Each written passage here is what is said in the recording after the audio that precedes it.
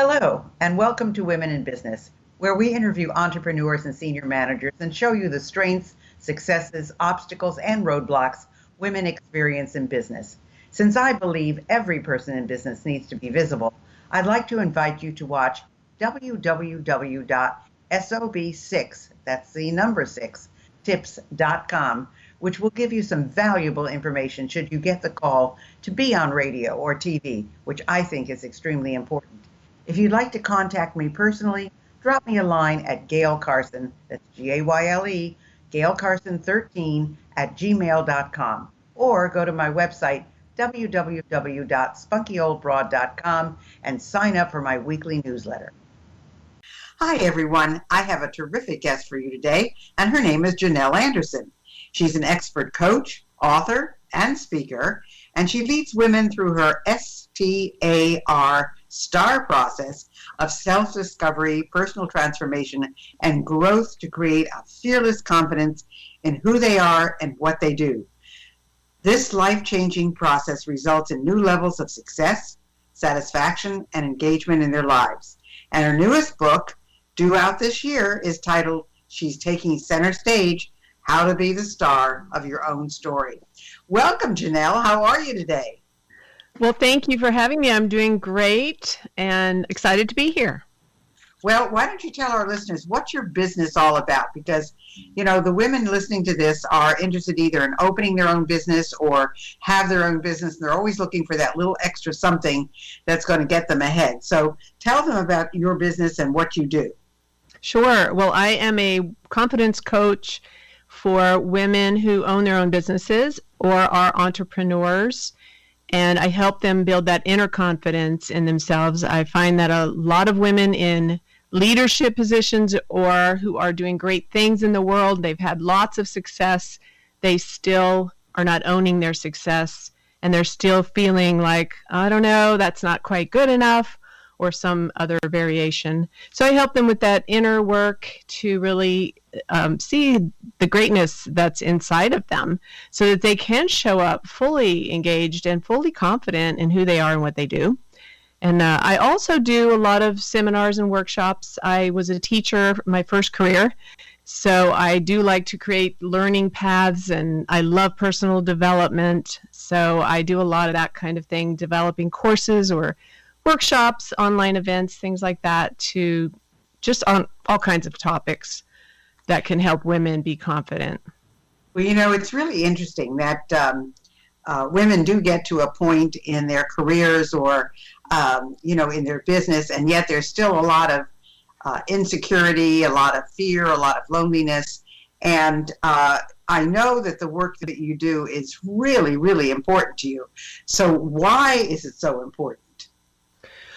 Well, that goes back to my own journey, I think. I struggled for most of my adult life with feeling not good enough, feeling like I didn't have a voice in the world. And if I did share what I had, nobody really wanted to hear what I had to say. And so I always tell people I was like hiding behind the curtain backstage of my own life, not coming out fully as me, because I didn't feel like I had much to share. And so I have done a lot of this work myself, and I've seen the huge benefit of doing this inner work and discovering who you are really, and discovering why are you being held back. What are those thoughts and those limiting beliefs and the things from your past that are really holding you back from owning your success and walking out there on the center stage of your life, fully just embracing who you are and being free to be you. And I've seen that in my own life, how wonderful it is, how powerful it is. And so especially in your midlife years, I find that this is a time of coming kind of into your own and discovering who you are. You're at a place where your kids are grown up and leaving the house. And so you have time to do that. And it is a marvelous thing to watch. And I have this passion that I want women to own who they are. I want women to feel free to be who they are and not have to try and be somebody else or to be somebody that society's saying they should be. Because I believe women have a huge treasure inside of them. All of us have huge gifts and powerful things to bring to the world. And I see so many women holding back. So I just have this, I I want to see women step into their own and be all that they're meant to be and bring their gifts to the world. Well, it's interesting because many people who are listening will think, well, yeah, my time is over. And of course, many have been affected by what's going on in the world today. And they're saying, well, I don't know if I can do it. But you didn't start your business until you were 61. So what are some of the obstacles that you overcame to start a business at that age? And what gave you the incentive to do it? Well, that's a great question. And I definitely did feel that, or have that thought that you just mentioned, like maybe I'm too old, maybe I should just be quiet kind of and go sit on the porch in the swing, in the rocking chair, and just kind of walking off to the woods, never to be heard from again. yeah, I should just go and sit quietly in the corner. My time is over. And I kept feeling that or hearing that thought in my head. And then but at the same time, I had this passion in my heart, like there's got to be more. At the time, I was working as an office manager and just kind of doing office work, and it was okay, but it wasn't fulfilling me. And I felt this restlessness and like, oh, if I have to do this until I retire, I might just lose my mind. There has to be something else for me. And then I thought, well, I'm healthy. I could still do stuff. Why should I go, into the woods and never be seen again? I'm not ready for that. And I just decided. There was a point where I made a decision and a choice and took the leap at the age of, I was 60 when I was going through this decision making. And by the time I actually started, I was 61. But it was just kind of a leap, like I'm going to do this and I'm going to learn what I need to learn on the way and I'm going to go for it. This is my life. I only have one to live. If not now, when will I do this? So it really came down to just making that choice that was best for me and following my passion and my heart. Well, it's really interesting because I think we all go through different phases in our life. And some people go through it earlier, some people go through it later, and some people go through phases all their life, which is really more common. I mean, I don't know how many times I've reinvented myself. So yes. You have this process, you say emerging fearlessly, what it means, and you help these businesswomen build what you call fearless confidence, and that's your STAR process. So describe what a STAR process is. Sure. It is actually the process that I went through personally. And as I've been writing my book, I've been going back through my journey and looking at kind of these milestones or points along the way where I had turning points, where I had aha moments, where I had deep insights. And that became this STAR process. For me, it started with the S, which means stirring up. I call it stirring up your soul. It's kind of like that waking up to your life, like that point in time where you become aware that, hey, wait, I'm not really satisfied. I'm not really living the life I want to live. Wow, this time went so fast, and where do I want to go? So kind of that waking up, creating a lot of awareness about where you are and where do you want to be and what is going on, what can I do next, kind of that. And that began my search for what do I want to do and who am I? And along the way, I ran into what I call a wall where I felt held back somehow. I wasn't fully present within my own self. And so that led me to the T, which is I call it truth telling. So it's really that inner work, like what happened back in my past that I haven't dealt with, or what are those limiting beliefs, those thoughts I'm believing that are true that are actually not true. So a lot of the inner deep dive, like, forgiving people from your past and looking at things. For me, it was a history of about 7 years in my young life where I experienced a lot of sexual trauma and exploitation, and I had never dealt with that part of my past. And so I had avoided it thinking it would go away, but I had to deal with it because it had a huge impact on my present. It was holding me back. It was causing a lot of my hiding out behind the curtain shame and all of that. So I did it. It was hard and I had to be courageous, but I did it and I got help. So there was this deep dive into what is the truth really and who am I really? So that led me, once I kind of cleared out some of that old stuff, I started to walk into this place of acceptance. So acceptance of who I am and really loving who I am, and then activating So taking some action. What are my strengths? What are my gifts? What are my passions? And what is my personality? Like, what am I really good at? What do I want to do? And then how do I put that into action and start making it happen from here? I can't change the past, but I can definitely create a future. And then once you've like come through all of that, you step into what I call, walking out on the center stage. There's this release.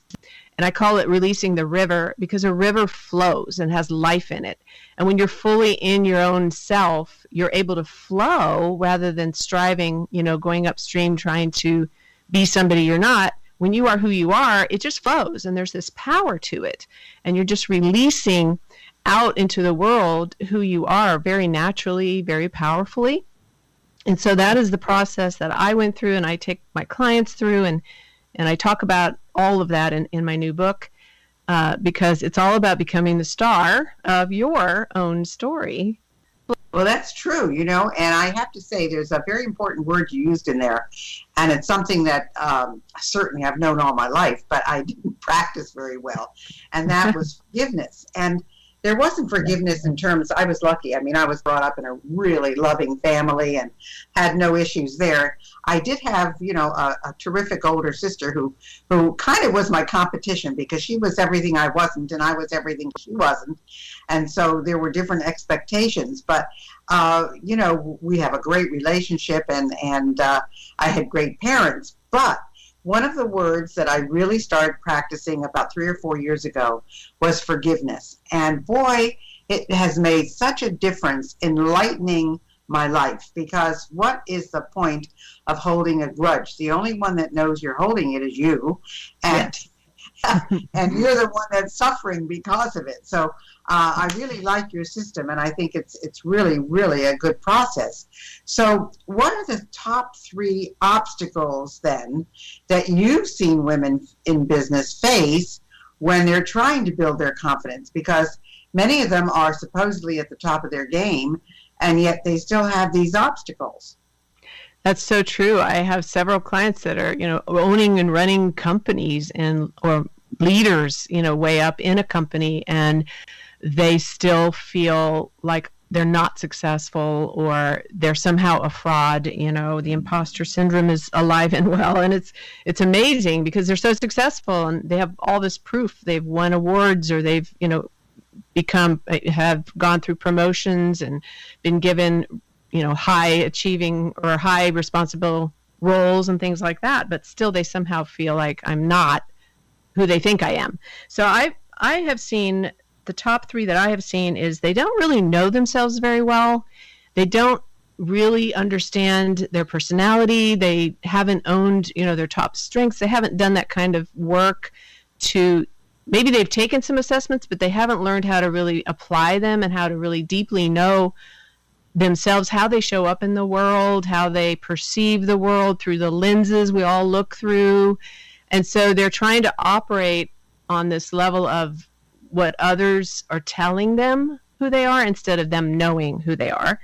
And the other thing that comes with that is because of that, they're not prioritizing their self-care, and not only physical self-care, but soul and heart self-care, self-compassion, self-kindness. They're beating themselves up. The self-talk in their head is, usually negative instead of positive. So they haven't come to that place where they're really caring for their own mind and heart and soul. And then they're looking outside of themselves a lot. So there's all this comparison. I'm not as good as her, or I was in this meeting and I shared something, but it wasn't as profound as that other person. And I think probably they thought what I shared was dumb. All of this internal dialogue that comes into place because they don't know themselves very well, and they're not really taking care of their own heart. So then that leads them to this place of comparison and competition even. And so that causes a lot of stress. Those are the 3 things I see often with these women. It's interesting because, as you say, many of them are high-powered, many of them are in positions of influence, and many of them are business owners. So it's imperative, I think, that people really are true to themselves. I mean, it's almost like stripping yourself naked in front of a mirror and saying, who are you and what are you about? And once you really like who you are and you really like what you're about and you really know that you treat people well and that, you know, you respect them and they respect you, it makes a big difference in how you approach things. But, you know, you have this book, she's taking center stage, How to Be the Star of Your Own Story. When is that coming out? It should be out by October. That's the plan. I'm right now finishing up the rough draft and getting it ready for the editor. So my goal is October, and I'm very excited about it. So you focus on the things that you have been talking about, Yes. I assume, and why do you believe it's so necessary to do this deep dive work, you know, this inner work, before you can become fearlessly confident in business? I mean, I would assume, I guess there's a lot of people that don't even recognize that this is something that needs to be done. Right. Very true. And of course, that's what I run into often. It surprises me, but then I have to realize, well, I've done the work. So before I did the work, I didn't realize it either. And I think the reason I think that it's so important is I don't think you can fully be you unless you've done that work. You can be confident without doing the work, certainly. You can become confident because you have learned something really well. You know, I play piano, and the more I practice it, the better I am at it, and the more confident I am. But those are like outward things. They're kind of outside of your inner self. And I still find that women that are confident outwardly because they've done something for a long time or because they've earned degrees and they have a lot of knowledge, but inside they still feel like they're not good enough or they need to do more, or somehow that wasn't enough. I could have done that better. That internal kind of war that goes on is still holding them back, even if they don't realize it. And so the only way to become fearlessly confident, where you are completely at home in your own skin, is to really do this inner work. I believe everyone should do it because I believe that everybody's got stuff from their past or things going on in their internal, you know, subconscious that they're not aware of, that is getting in the way, or it's not in alignment with who they are. And if you truly are, like you said, like you could stand in front of the mirror naked and be, well, that's awesome. You know, I'm awesome. I'm amazing. Then you show up in the world in a way that gives all of who you are. And if we're all doing that, just think of how wonderful this world would be, because we all have something wonderful to share and to bring to the world. You know, I think this is something really, Janelle, that maybe it's ingrained more in women than in men. You know, I always talk about the fact that if a man goes for a job and there's 5 things required and he's got one of them, or even none of them, but he's got one of them, he'll go for it. Whereas a woman will say, well, I only have one of those, so I have 2 or 3, but I don't have all 5. So I think it's a societal thing as well. I think that it's interesting to see, hopefully that it's changing for the younger generation that's coming up, but they have the same kind of trepidation, and of course, are going through some heavy things right now with what's going on in the world. So you have these 3 steps. You say there's 3 steps that people can take now to start becoming more confident today. So what are those 3 steps? Yes, well, the first one is to start talking nice to yourself. And, you know, I liked your idea of the mirror. I always tell women, go stand in front of the mirror every day, look at yourself in the eye and tell yourself, I love you. Or, Janelle, that's so funny because that's what my mom did to me. She really? said, she said, you have to look in the mirror and you have to say, well, she didn't say I love you. She said, you have to be able to say, I like you, because liking yourself is so important. And if you can't like yourself, you can't like anybody else. I mean, that's how I was raised, so I was very, very fortunate. So go ahead. I think that is amazing. Kudos to your mom. Yes. And I've done this exercise before in workshops, and it's really amazing to see how uncomfortable, and I know I was the first time I did it, how uncomfortable it is at first, because usually when you look in the mirror at yourself, you're either like brushing your teeth or putting on makeup, And you start to see the flaws. Oh, there's that wrinkle, there's that gray hair. Oh, my nose is crooked, or whatever. You see all the things wrong with you. And most people don't look themselves in the eye and tell themselves what's right with them and say things that you really want to hear from other people. Like you said, if you don't like yourself, you can't like other people. So it's this practice of beginning to, like I said, self-kindness and self-compassion. Look at yourself in the eye and say, you're amazing. You're going to have a great day. You know, whatever you're good at, speak that over yourself. You are incredible. You are talented, you know, and get specific. You're really good at this, or you're really good at that. Look at yourself and tell yourself those things, and try to catch yourself when you're putting yourself down or self-criticizing, because, you know, we are often our own worst critics. And the more that you catch yourself in that act, then the more aware you'll be, and the better you'll be able to switch over to, you know, change that dialogue to something positive. So talk nice to yourself. And the second thing is to start practice what I call marking the moments. I find that a lot of women, when they have a success, they have an achievement, they just go, oh, well, great, I'm glad I got that done. I'm glad I got there. Now what's the next thing? And they don't take time to sit with it and savor it and really enjoy it and celebrate it and mark that moment. Hey, I did this. I had this achievement, even if it's something small, like I walked for a mile today. Yes, you know. Celebrate that and mark that moment somehow, whether it's, you know, give yourself a high five or something quick, a dance or something, and then, or write it down. You know, you've marked the moment, because that starts to create in you this sense of, I am successful. You own your successes, and it builds that confidence in yourself that you are worthy of, you know, feeling successful. And the third step is to, speaking of success, is to go back and look at your definition of success. You might need to redefine it for yourself, because I find that a lot of women, and probably men too, but a lot of women are trying to live up to a definition of success that really isn't theirs. It's the success that maybe the society or their organization has told them to be successful. You have to reach this level, you have to do this or that. But is that their definition of success? Does it line up with their values and That's the whole thing, you know, is what do you define success as? Because some people define success as contributions to society. Some people do it in terms of dollars.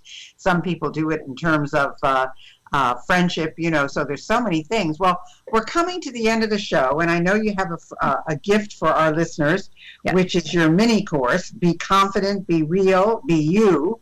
So tell people how they can reach you, Janelle, what your website is, anything else that you'd like to tell them. My website is emerginglifecoaching.com, and you can find that course right there on the homepage, or you can /Be Confident course with hyphens, but right on the homepage there's a link to it. So emerginglifecoaching.com. You can email me, Janelle at emerginglifecoaching.com, and there's also a contact form on my website. So I'd love to hear from anybody that would like to talk to me. And that's Janelle, Janelle, folks. If you're not sure how she spells it, that's what it is. Janelle at emerginglifecoaching.com. I want to also make sure that you go to my website, which is spunkyoldbroad.com. We also have a Facebook group now for Women 50 Plus.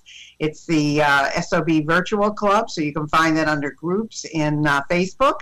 And we have a store now with merchandise for you. It's store dot, well, it's https //store.spunkyoldbroad.com. And then we also have our courses, which are at sobuniversity.com. So hopefully you'll go there and visit us. And I have a gift for you as well, but I want to know that you're listening to the show. So if you do email me, just put show in the subject line and I'll send you a nice little gift. So Janelle, this has been absolutely fantastic. I think it's important for people to know that You've been kind of through hell and back, and you've come out the other side, that you didn't start until you were 61 years old. That's when your business began, that you are a very successful coach, and that you really know how to work with these women and bring their best out. So it has just been an absolute pleasure and delight to hear all of the things that you talked about today. And ladies, if you are interested in getting coaching on, becoming your best, and that's what she's talking about, emerginglifecoaching.com is her website, and you can reach her at Janelle at emerginglifecoaching.com. This has been a delight, and I hope that all of you will take advantage of her mini course. I mean, when something's for nothing, why can't you just enjoy it and use it? So it's be confident, be real, be you. Thanks so much for being with us, Janelle. I really appreciate it. Thank you so much for having me. It's been a pleasure to be here with you today. Hi, this is Dr. Gayle, and I wanted you to know I have a whole bunch of other things to offer you. If you go to spunkyoldbroad.com, you will see an array of SOB stuff for sale and all our latest products and additions. If you're interested in getting on TV, I have a brand new course, Get on TV. And if you want to start your own business, you'll want my SOB Guide to Business Success. I know you'll love them all. I guarantee it. Thanks for listening to Women in Business. I hope you enjoyed today's show. And if you have any suggestions as to who you'd like me to have as a guest, just email me at gaylecarson13@gmail.com. Be sure to check out www.sob6tips.com. And in the meantime, go to www.spunkyoldbroad.com to see the resources I have for you.